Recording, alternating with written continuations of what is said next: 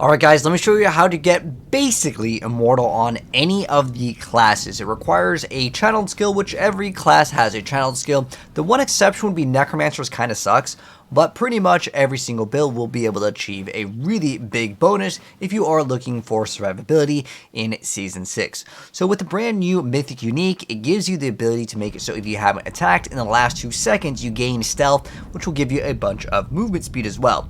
Now the thing is that if you already are currently channeling, it will then re-stealth you because you haven't technically attacked, because the button is already activated. It is a channeled skill. So let's go ahead and show off some of the gameplay and you guys can kind of see how it works. So we're just going to throw in a pit right here, and we're going to go ahead and show you how powerful this thing actually is. And what's going to happen is the monsters won't really aggro on you. Now, this is only really good if you are soloing, but you could definitely play it in a group as you won't really get any aggro. That's essentially what it does. So you can see none of the monsters will actually aggro us. Now, obviously, if we break stealth, then they would aggro, right? Well, that's not actually the case, and we can actually just go over here if I wanted to, and you can see I can do damage. Now, obviously, this is not an earthquake build, so it's not going to do crazy amounts of damage to one-shot everything, but this is a Thorns build.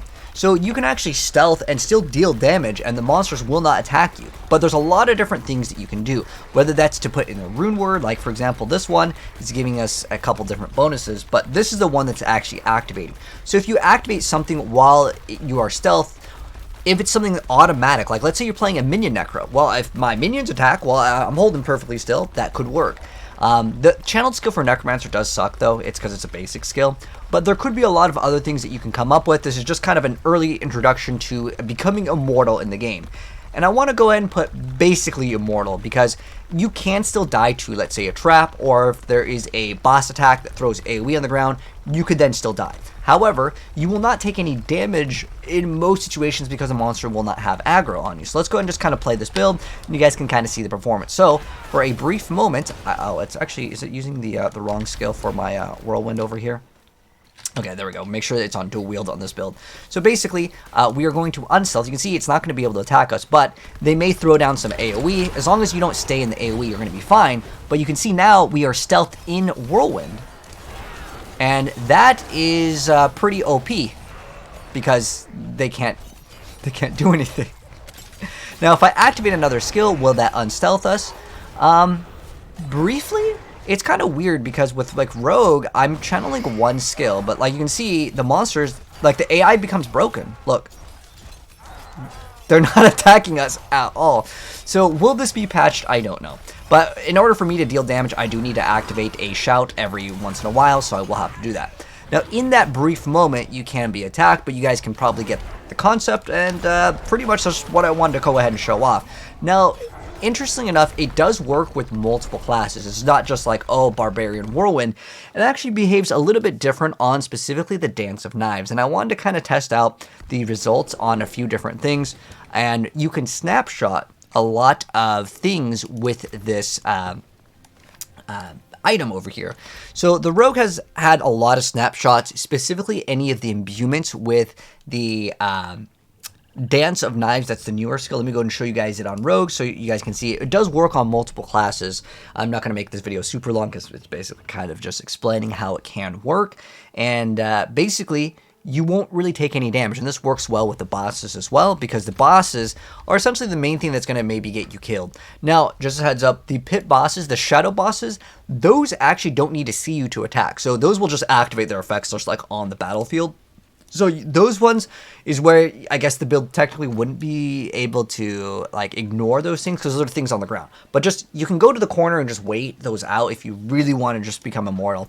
But you can see on this build over here, did we take out the... I think I maybe swap some of the runes over here. It doesn't really matter too much. I'm just here to show you guys the concept of it. So again, you're going to be able to snapshot, and keep in mind you gain the bonus as long as you keep on maintaining that channel. You're going to be able to gain that bonus. Another thing just to mention in case anyone wants to theory craft some really cool ideas, if you have something that gains, like let's say overpower or something, that will actually not work in the build with the channel skills, because channel skills can't overpower. But there's a few other things that we can throw in. I think we can actually throw these in the middle of the pit here. Usually you can't throw things into the pit, but we'll see if we can do this. So what you can throw on, I think, what do we have right now? We have Bak Om. So there is also Lilith. Let me find that, and I'll show you guys another cool thing that you can do with the build. And the ones where you can hold still also work. Where is it? So it's at it's just that's the +3 skills. Okay, we can also run the +3 to skills. It's not that bad because it'll work. So you can actually still throw in the gems over here. So we can actually run. We already have box, so you can't throw in 2, and this one we just stand still. So as long as we stand still, we're going to be able to gain these bonuses. Now there's another one where you can gain up to 100x in your next skill usage, so you can apply this to anything that's dealing damage. This one you can do Andariels, you can do Air of Perdition. Doesn't really matter too much how you want to go for it, but this gives you crazy amount of critical strike chance. We can just go ahead and activate it, and you guys can kind of see how it works. So basically, the monsters with this skill though, it seems to kind of reactivate, but the monsters will lose aggro. Like, it's kind of weird how it behaves with certain skills, because this is technically a channeled skill, right? But if I stop, the monsters, like the AI just breaks, right? The AI ceases to function correct.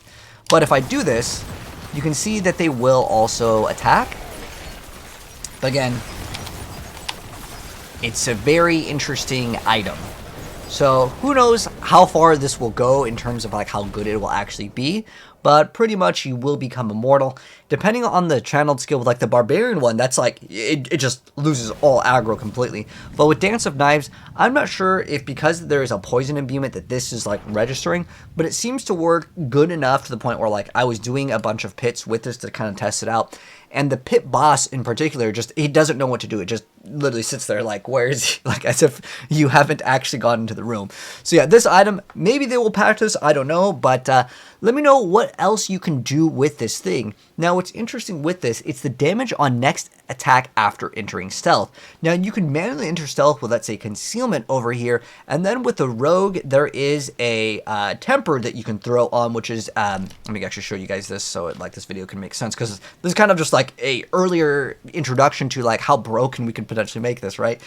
There is one, I think it's Subterfuge. You can see damage on next attack after entering stealth, and normally classes wouldn't be able to get to this, but now you can stealth with every single class. And there's also Druid. Druid can actually activate stealth with it's not Blue Beast, it's Waxing Gibbous. So there's a lot of other things that can give you stealth, that can give you a bonus after, let's say, on the next attack after entering stealth. And then this one is after you haven't attacked, but channel skills can register. So you may be able to temper on. I don't know if this is going to be something super big brain. I mean, there's nothing else that's going to give you 600%. That's a huge number. This is on a two-hander, but there's nothing else that's going to give you 600% on. Remember, you can start masterworking and go crazy with this, and you can put that on multiple pieces of gear. You can put all your rings, your amulets, get all of this up, and then remember, you can snapshot whether you're playing Barbarian or whatnot, but remember, that has to be your main source of damage. And the Thorns Barbarian, your Thorns is going to be dealing the damage. But if you are playing, let's say, an actual Whirlwind build, then that next damage would apply throughout its entirety. So this item, pretty OP. And I think it's actually a pretty underrated item, because that 1 to all passives, I mean, that's potentially 40-50% damage reduction and damage, because it gives you, all of your passives. You can see where it's all in the blue in the 1 out of 3. That's because it's giving us all those bonuses. We can see Weapon Mastery is obviously going to be maxed out. We've got all of your passives are going to go +1. It's really big. So not only is it good for that, but even on this build, you can see my resistances are garbage. And I'm still able to complete World Tier 4, and which is the highest difficulty now. I can do all of this with no resistances capped. And the reason why is because it's just giving us the ability to pretty much not have aggro. So again, what happens with the rogue variant is it kind of flashes. The monster's and then it goes back. It's kind of bugged right now. Maybe this will be fixed. I don't know. Either way, that's how you basically get Immortality with a brand new Mythic. But if you guys have found any other cool discoveries, let me know down below. With certain other classes, you may have to play other skills. Like with Sork, you play Incinerate. With Druid, you play the Lightning Storm. There's all these different channeled skills, but this could probably apply to even more stuff. But this is my earlier discoveries on how broken this item can be if you decide to make this sort of build. But anyways, that's going to wrap it up. If you guys enjoyed the video, drop a like, subscribe if you're new, and let me know, guys, what you come up with. Would love to see some cool ideas with this. Definitely want to try a Druid one with this in the future. But anyways, take care. I'll see you guys in the next video. Peace out.